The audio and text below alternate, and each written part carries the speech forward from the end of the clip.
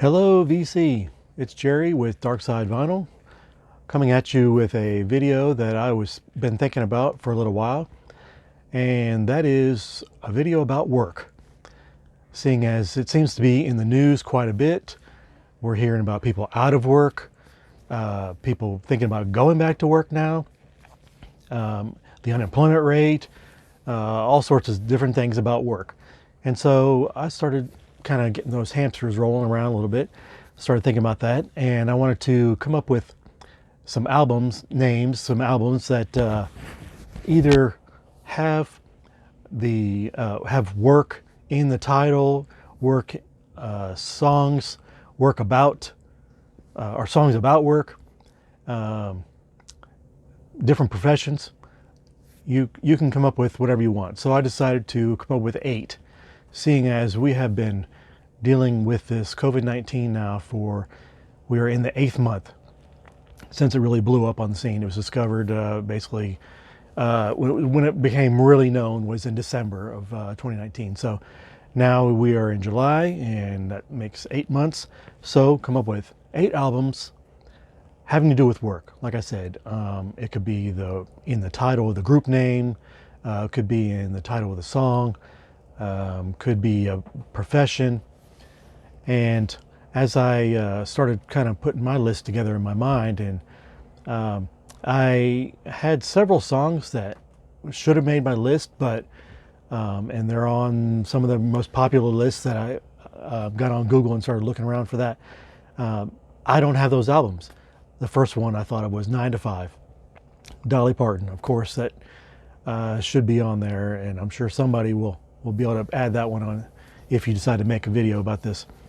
There's also Working for a Living. You got A Woman's Work, all sorts of songs, but I don't have those albums. I may have some by by the artist, but I don't have the one that has that. So when I got on Google and started looking, one that made several lists, which I do have, and I actually had already thought of it myself, is on the Snow White soundtrack, believe it or not. And we have Whistle While You Work and Hi Ho. My first thought was Hi Ho because that's the one that seemed like you always think about. But anyway, Whistle While You Work, they both work. That's too many times saying work. Alrighty. I wrote down a couple notes so I don't mess up as much as I usually do. This movie came out in 1937, and the first time that we hear the term hi-ho is actually in 1553. It's the first time it's been recorded of being used, and that term or that expression means yawning, sighing, weariness. I kind of thought that was a typo, but apparently that's true. So, little bit of useless information for you. Moving on, something a little more probably on your minds would be Taking Care of Business. This one's on Best of BTO is this album. Here's the back of that. But when I was doing a little research on this one, this was really interesting. I learned a lot about this song. Apparently, Randy Bachman wrote this, and he actually started the song while he was still with the Guess Who, which I actually didn't know. That was the first thing I learned. He was originally in the Guess Who. Like I said, I'm still learning. I got a lot to learn. And that's one of the beautiful things about the VC is I learn from you guys. So anyway, so he started to develop the song when he was with the Guess Who. He had it under a working title of White Collar Worker.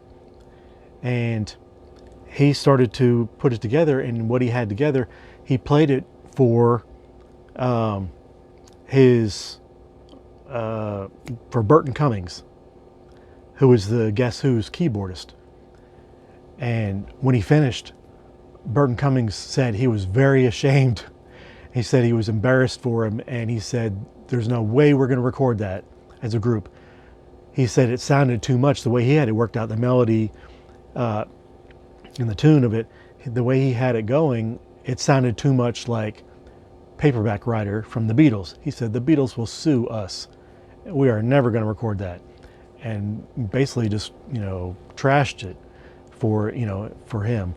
And so he kind of just went to the back burner. It was, I guess he was working on it still, but then when he left the Guess Who, and now he was started up Bachman Turner Overdrive, then they were on the way to a gig, and he heard a DJ use the term, I guess it was like his sign-off thing. He said, taking care of business. And that stuck with him. He liked that. And so he incorporated that into, his plans of writing the song. And they were at a gig performing this is when they were still small, BTO. And Fred Turner, the lead singer at the time, his voice was giving out, and he told him to go ahead and sing the last gig of the night, and to take over singing. So Randy Bachman, did several covers to kind of fill in, just to kind of, placate and do the best he could. And then he decided to go ahead and he asked the band to play C, B flat, and F chords over and over.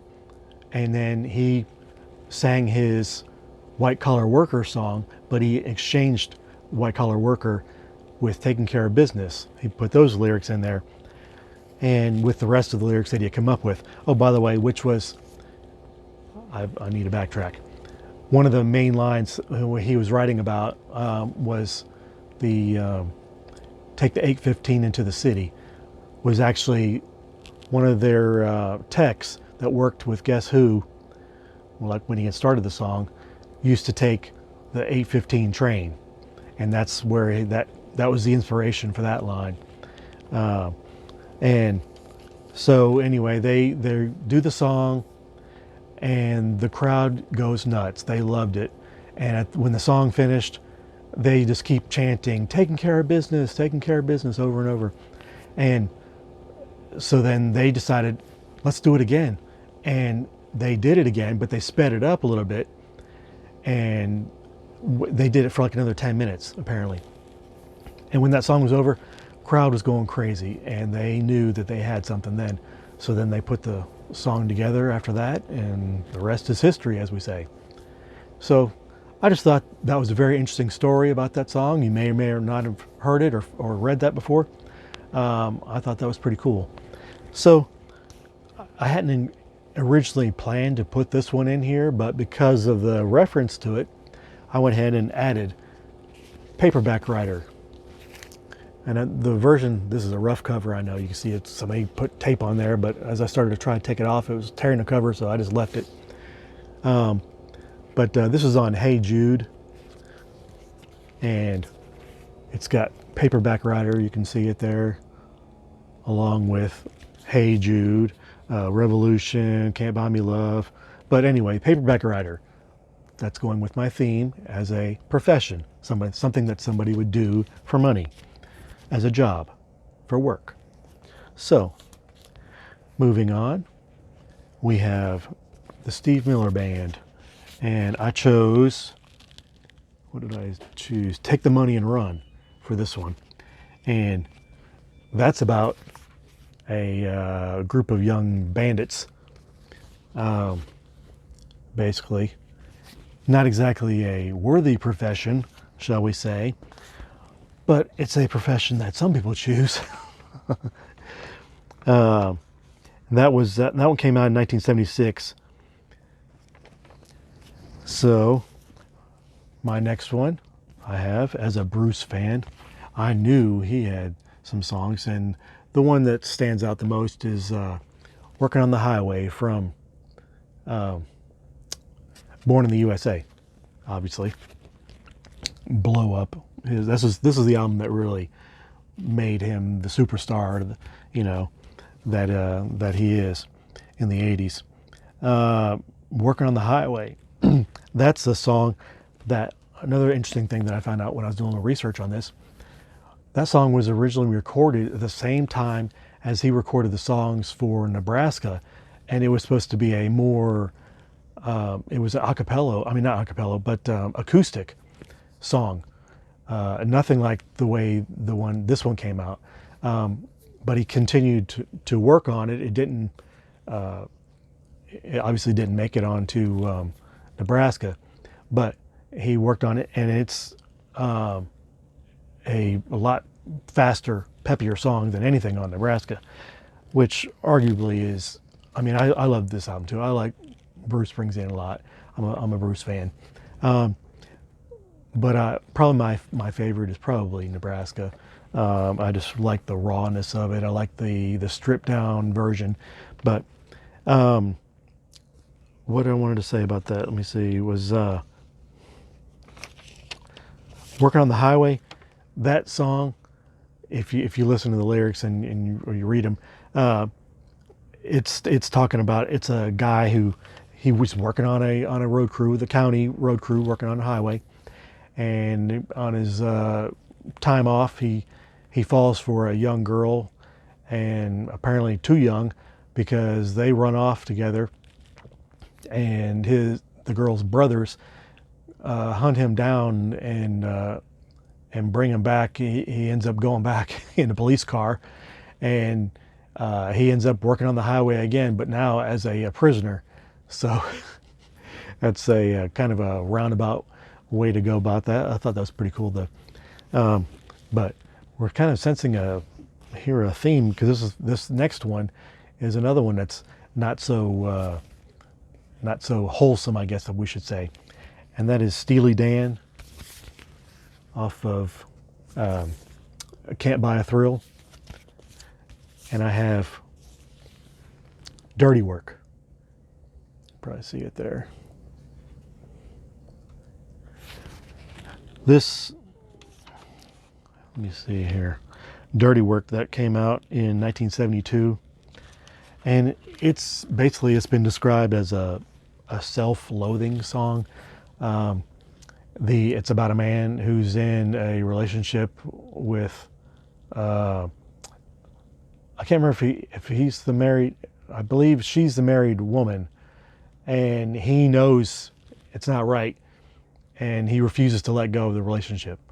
But he's just kind of hates himself for sticking with her, but he can't deny it. He's still there. So moving on, in my theme of work, have to go with Money, Pink Floyd, Dark Side of the Moon.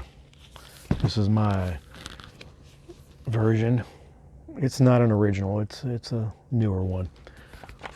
One of the millions out there. There's the back. But I mean, why do most people work? Money. So I thought that went right along with it. And my last one, I went with Men at Work. From this is their Cargo, the second album from Men at Work, this Australian group. This is not a great album, but it's got two good songs on it, or two that I really enjoy, which is Overkill and It's a Mistake. Neither one of those obviously have to do with work, but I went with Men at Work. So those are my 8. I know I went on a little bit long, but I hope you enjoyed it, and I hope to see somebody else, chime in here, see what you can come up with. If you like what you see, please like and subscribe. Appreciate the comments. All right, have a great day.